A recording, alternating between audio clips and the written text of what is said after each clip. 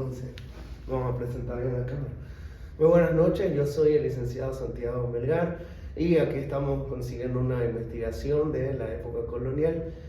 Buenas noches. Buenas noches, yo soy la profesora jubilada ya Edelmis Rocha Vida de Justiniano. Llevo varios años ya que no ejerzo la docencia, pero fui maestra de estudios sociales, ciclo intermedio, y acá el licenciado quiere conversar conmigo sobre algunos aspectos de la época de la colonia. Vamos a ver si todavía recuerdo algo de eso, ¿no? Yo creo que sí, porque es una etapa que uno, con tantas cosas que pasaron, no las puede olvidar así. Así ¿no? es. ¿Qué dice el licenciado? ¿Cómo qué cositas usted está ansioso por conocer? Hoy día, el conversatorio de hoy, sean muy bienvenidos, va a tratar los siguientes temas. El sistema colonial en la parte social y en la económica, así como también cómo estaba América antes y después de los españoles. Y para cerrar, vamos a hablar un poquito de la situación de la mujer en la época colonial, que eso es la parte más importante de este conversatorio. Esto es para la materia Realidad Nacional en la Universidad NUR.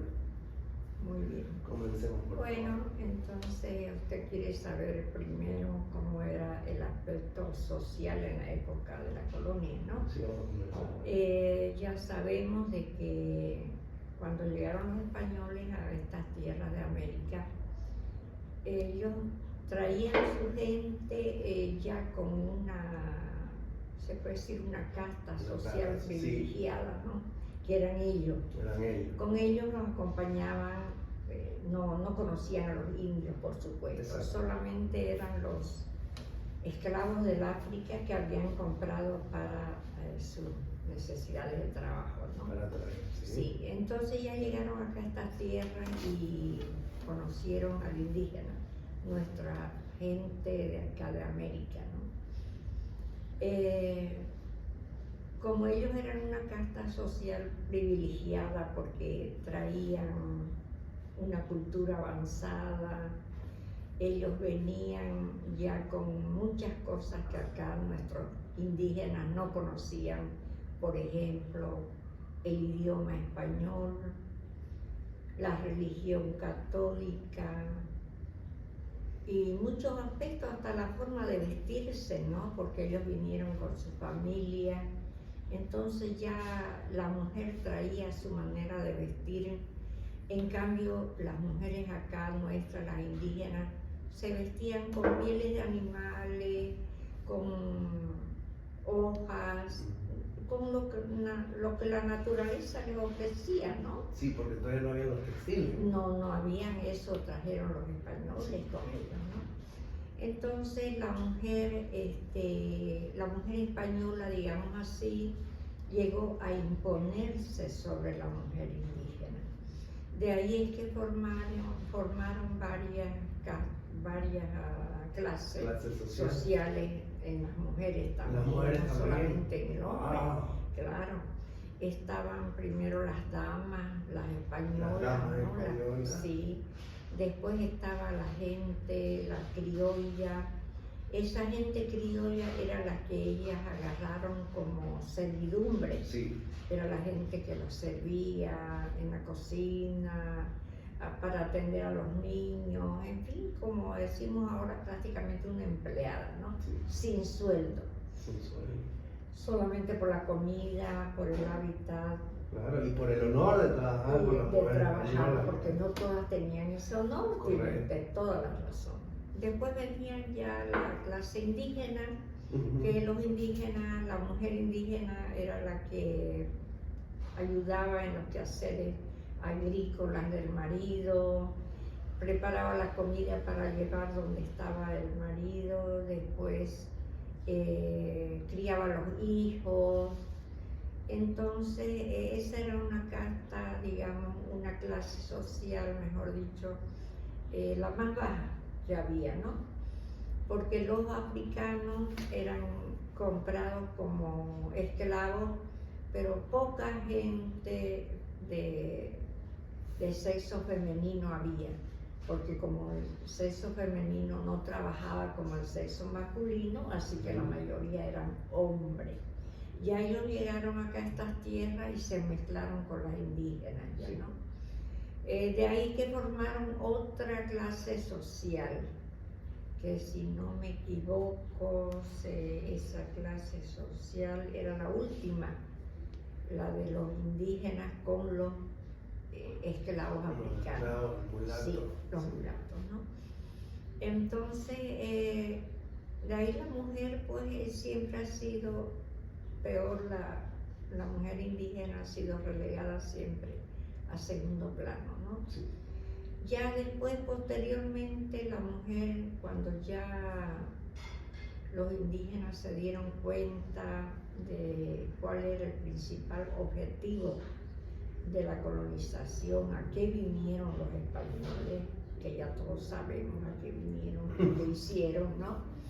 Entonces ya la gente de acá, porque acá teníamos también nosotros una clase privilegiada, que eran, por ejemplo, la gente que dirigía, que mandaba en ciertos lugares, porque en esa época, cuando llegaron los españoles, toda la clase social estaba dividida en 4 regiones, ¿no? El Antisuyo, el Collasuyo, el Contisuyo y el Tahuantinsuyo. Entonces, estos suyos ya estaban formados por diferentes pueblos, y en cada pueblo había un jefe. Entonces, los Malcos, los Yatiris, que eran los que especie de médicos, ¿no? Sí. Que hacían digamos así, su menjunje y sus actos religiosos, llamaban ellos, para curar a la gente, los partos difíciles y todas esas cosas, ¿no? Y también estaban los chasquis, que era como lo que tenemos hoy en día, los pedidos ya, que llevaban los mensajes de cada los chasquis eran correos, ¿no? Eran correos que recibían el mensaje en un pueblo, en una población, y corrían hasta otra población, imagínense, sin caballo ni nada, porque no habían caballos. Era a punta y talón, como se dice, ¿no? Los chasquis llevaban el mensaje de ese vilorio, de esa persona, dejaban y ahí agarraban otros y seguían a otro lado y seguían. Y lo hacían rápido. Sí, se dice que después ya optaron porque un chasqui esperaba allí y continuaba la carrera con otro. En relevo. Wow. Porque ya el chasqui llegaba muy cansado, ¿no? Sí. Es un tema muy bonito ese que ha tocado usted de los chasquis, y como ahora se nos viene de que ahora la gente está tomando muchas cosas de la época antigua, ¿no? Sí. Bueno, entonces estábamos hablando de las autoridades que había en esa época, ¿no? Estas autoridades se dieron cuenta de que el español había venido a llevarse nuestra riqueza. Entonces empezaron a poner alto, a poner trabas, a reunirse en contra de ellos, y el español empezó también a actuar en contra de la gente, de las autoridades de acá, americanas. De ahí es que empiezan a surgir pues ya varios personajes como los cataris, ¿no? Sí. Que son los primeros en levantarse en contra de los españoles. Y ahí también tiene mucho que ver la mujer indígena, la mujer de acá americana, porque hemos visto muchas mujeres que se han destacado en esa época, ¿no? Como la Bartolina Sisa, por ejemplo, que fue una mujer de mucho temple, se dice, para luchar con un hombre, ¿no? Ellos empezaron entonces la emancipación americana.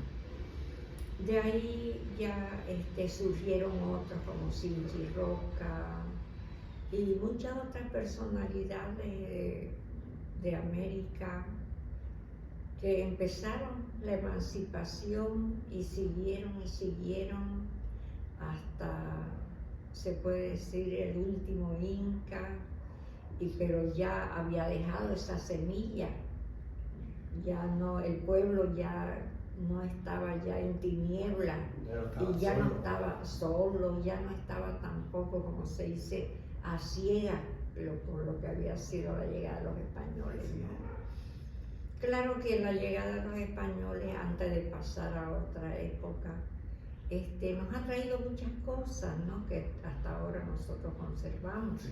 Por ejemplo, la religión católica, a raíz de ello conocimos que hay un Dios arriba, porque en ese entonces eran varios dioses, la Pachamama de la tierra, tenían otro dios de la luz, otro dios de la lluvia. Atahualpa, de la luz, el de la lluvia, no me acuerdo. Sí, yo también no me recuerdo en este momento, pero cada fenómeno natural tenía atribuían a un dios, una religión politeísta. Ajá, politeísta. Entonces, de ahí que el idioma, por ejemplo, el idioma castellano. El idioma, sí. Sí, porque ellos, de acuerdo al lugar donde ellos vivían, hablaban.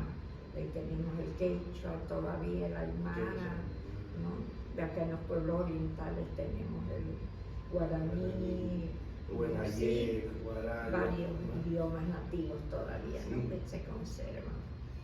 Otra cosa que también tenemos, la música. Música. Porque el español, como no se hacía comprender con el idioma por el nativo, entonces optó por el arte de la música y el diseño, la pintura, ¿no? Por eso es que hay muchas obras de esa época todavía que tienen mucho valor, porque a través de esas pinturas ellos enseñaban a los indios, ¿no? Y eso es una cosa que tenemos que reconocer, porque el indio no conocía esa clase de arte, ¿no? Sí. Después pienso yo que muchas otras cosas que nos dejaron los españoles, por ejemplo la cocina, la manera de preparar los alimentos que ellos nos trajeron, ¿no?, acá a América, muchas cosas no se conocían, aun cuando el arroz se dice que es de procedencia china, pero ellos fueron los que lo trajeron acá a América, ¿no? Aquí nos enseñaron, entonces, como todos los días casi. A que a todo el mundo nos gusta el arroz, claro, ¿no? Así que son muchas cosas, la papa, por ejemplo, la cebolla, ¿no? Sí, eso fue la herencia económica que nos dejaron. Para hablar un poquito más del sistema económico, por favor. Porque de acá ellos solamente eran los minerales, la agricultura. ¿De qué sembrábamos acá nosotros? Se dice que el tomate es americano, ¿no? Sí. El tomate es americano. Y muchos otros artículos que también sirvieron para que ellos lleven. Porque en realidad los españoles, según en su primer viaje, salieron en busca de la India. Claro, en busca de especies, especies, ¿no? No venían directamente acá a buscar riqueza. Ya fueron casualmente que en el segundo o tercer viaje ya llegaron por acá y bueno, ahí nos encontraron a nosotros, que si ellos fueron, a lo mejor otras personas también, otra clase de gente nos hubiera encontrado también, ¿no? Vaya a saber, como por ejemplo pues en la colonización de Norteamérica, ¿no? Sí. Si nos hubieran encontrado los ingleses, ahora nosotros seríamos potencia, ¿no? Porque, claro, porque los ingleses allá no lo hicieron, como se dice, a nosotros acá los españoles no nos mataban a los indios. ¿Por qué no los mataban? Porque nos necesitaban para la explotación de los minerales. En cambio ya los ingleses, como no tenían que explotar, mataban a todo el indio campesino que encontraban. Sí. De ahí es que se conservó su raza, ¿no? Así es. Son pocas las tribus, digamos, de Norteamérica que hay, ¿no? Poquísimas. Pero es por esa razón.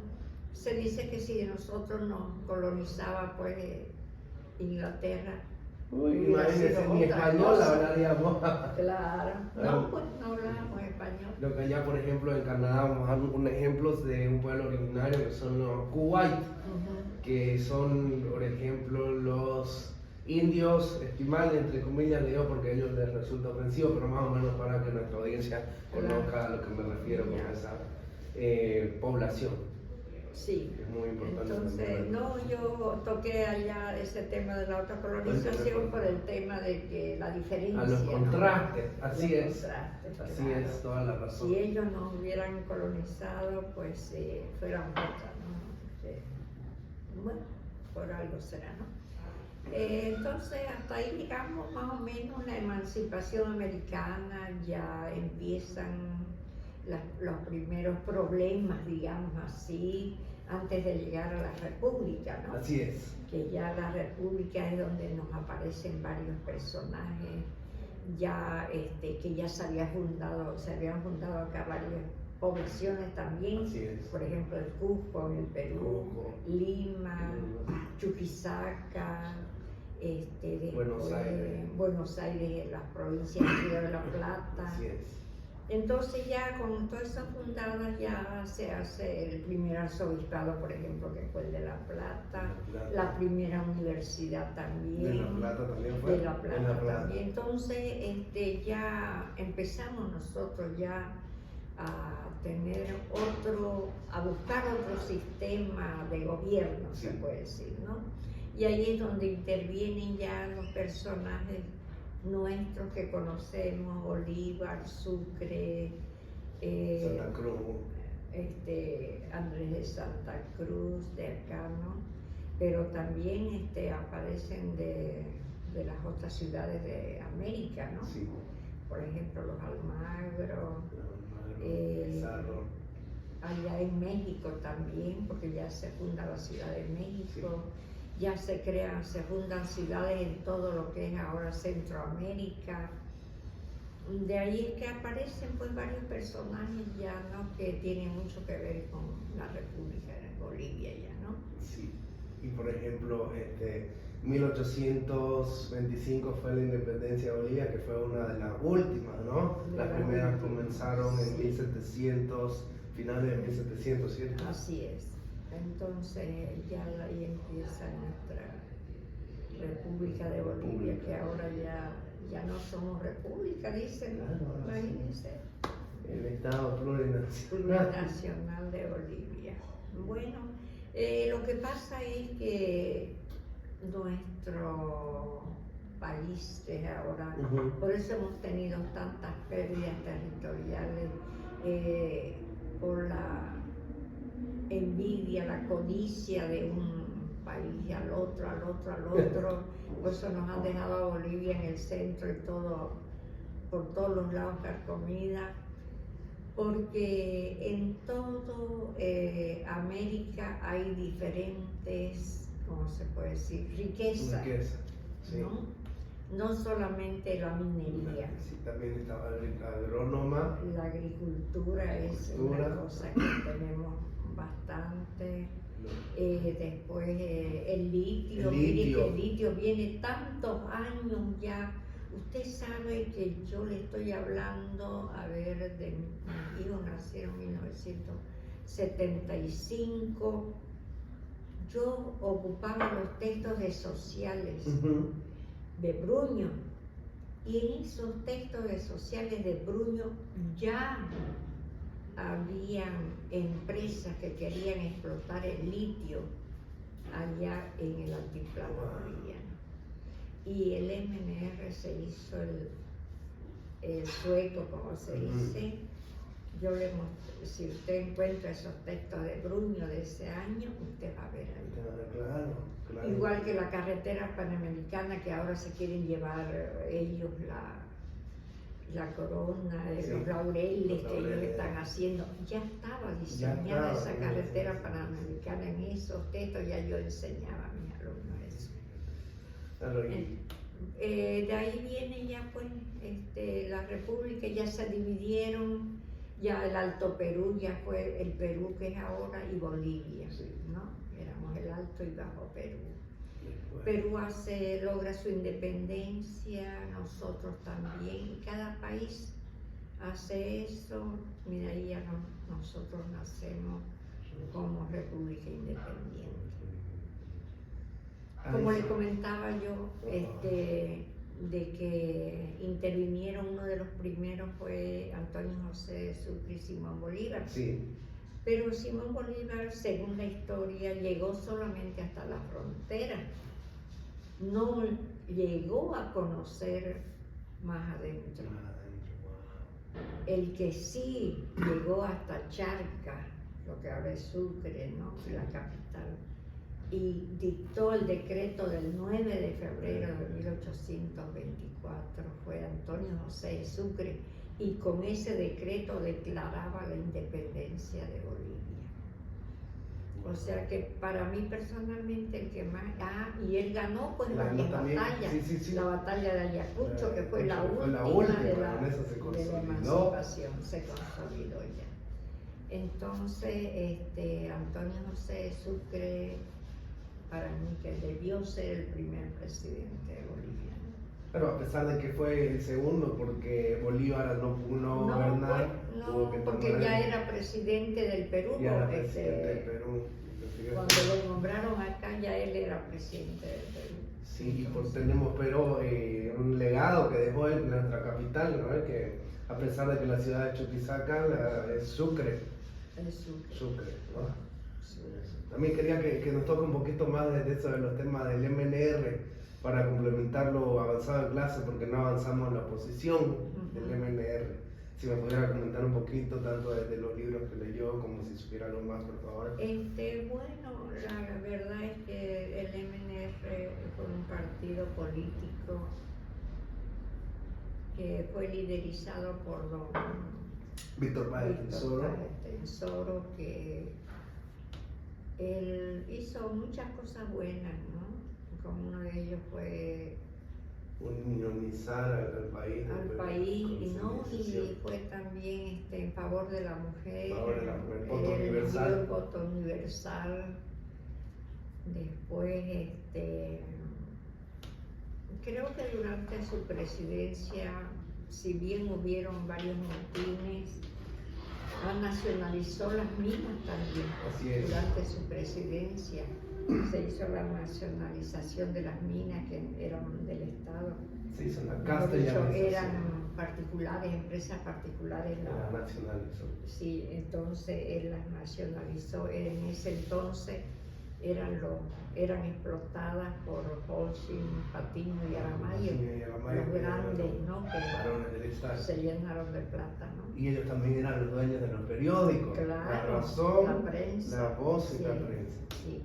Entonces, el MNR hizo nomás buenas cosas a pesar de muchas cosas, hambrunas que vivió el pueblo, porque yo me acuerdo que durante el MNR era las colas que había que hacerse para ir a comprar pan, para ir a comprar leche, los artículos de primera necesidad eran unas colas inmensas, ¿no? Que había que hacer.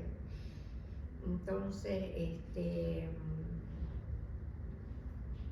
no estoy muy interiorizada sobre esa política del MNR. Pero supieran los que estaban en contra, por ejemplo, a mí es un tema que me apasiona mucho hablar de la falange boliviana. Claro. De eso me puede comentar, por favor, sí, la falange. Esto es más importante que el MNR. Claro, me acuerdo muy bien de, ¿cómo se llamaba joven Medrano? Que era uno de los que liderizaba la falange. Era su jefe. ¿Usted se acuerda quién era el jefe de la falange? No mucho, solo me acuerdo un poco porque mi abuelo Úrsaga de la Vega. Úrsaga. Sí, Óscar Úrsaga de la Vega era el presidente, claro, el que liderizaba, ¿no? Ese partido político. Y se dice que el FNR mató a muchas personas que iban en un avión, iban creo a una convención nacional a La Paz. Y no mató, ahorita que me acuerdo. lo tomó el avión, los agarró prisioneros a todos. El MNR lo tomó prisionero. Sí.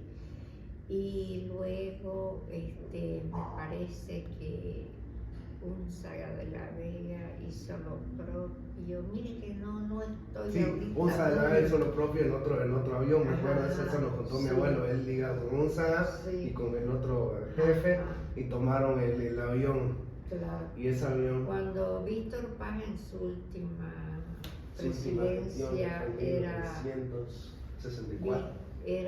Hernán Siles Suazo era vicepresidente. Sí. Cuando él se retiró, quedó Hernán Siles Suazo presidente. Así es, le entrega la Y medalla se presidencial. forma el gobierno de la UDP, Pero, Unión Democrática Popular. Sí. ¿Qué quiere decir? Ese fue la tuca. Ese fue el que mandó acá a los hondureños, ujú, Hernán Siles el Racing de Suazo. Suárez. Mandó perseguir a los de la Unión Juvenil Cruceñista. Ellos tuvieron que huir por las cruces allá por Porongo adelante. Sí. Y allá se dice que una mujer los delató donde estaban. Y de allá fueron, los trajeron. Me acuerdo yo muy bien que esa noche apagaron las luces en toda la ciudad. Y para que entren, los traían a los jóvenes muertos en un carretón. Venía Candia, venía Roca, Coronado, eran unos 5 o 6 jóvenes que mataron. Se dice que a este joven Candia, yo era el que más conocía porque Hilda, su hermana, Hilda Candia, era mi amiga, y ella nos contó que dice que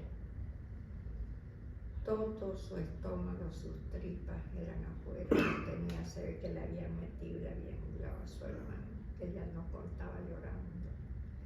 Y así otros llegaron decapitados, otros sin ojo, Sí, no respetaban hicieron nada. barbaridades los indios de Ucureña.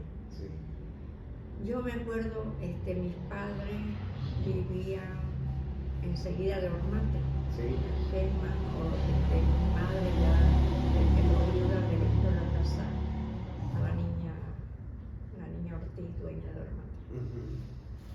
Vivíamos allí y cuando estaban pasando los carretones porque entraban por la calle Independencia, nosotros vivíamos Independencia, a la vuelta entre la Independencia y Velasco, San Roque, allá a media cuadra de San Roque.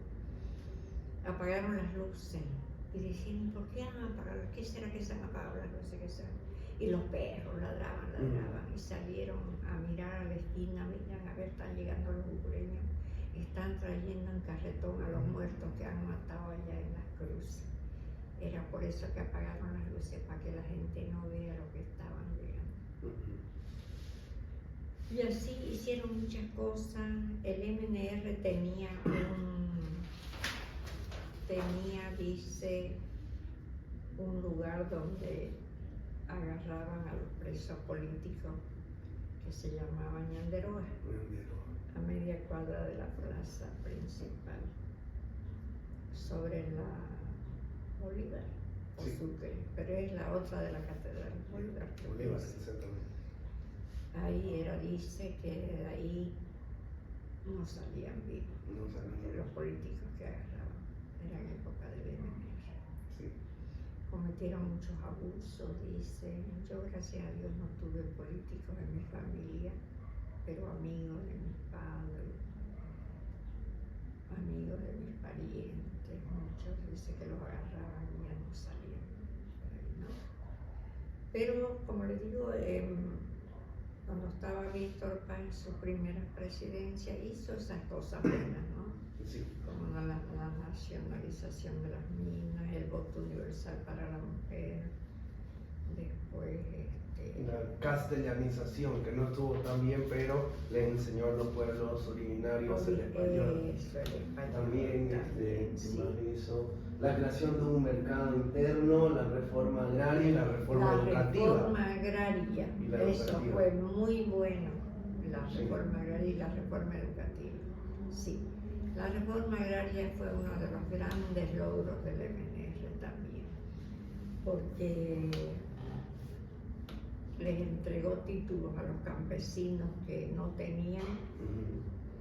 La tierra es de quien la trabaja. Sí, de quien la trabaja. Pero lo malo fue que en muchos casos no les dio herramientas. Claro. Y se dice que ya los que vinieron después de él ya les dio armas en vez de herramientas. Sí.